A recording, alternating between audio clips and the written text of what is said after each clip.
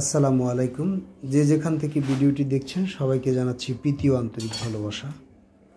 আজকে আমি একটি সবজি নিয়ে আসছি। জি আব্বু, আজকে আমি একটি সবজি নিয়ে আসছি, খুবই প্রাসঙ্গিক।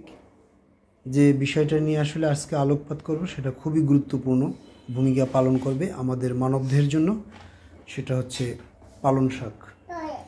পালং শাক, আর এটাকে বলা হয় এই যে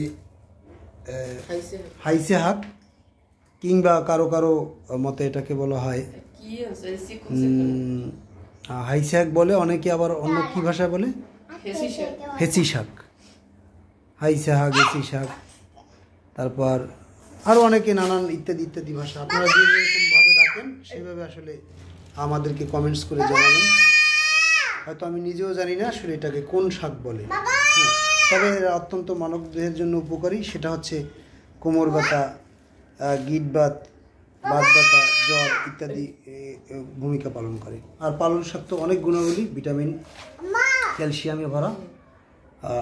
লাউ, আজকে বাজারে গেছি লাউ আনতে, লাউর দাম প্রচুর চড়া, এবং এই যে সবজিগুলো দেখছেন এগুলো প্রচুর পরিমাণ চড়াও দামে কিনেছি। শীতকালীন সবজি তো লাউর দাম বেড়েছে, তাও অনেক পরিশ্রম করে তারপর অনেক দূরে গিয়ে তারপর লাউ আনি। তো ধন্যবাদ, ভালো থাকবেন।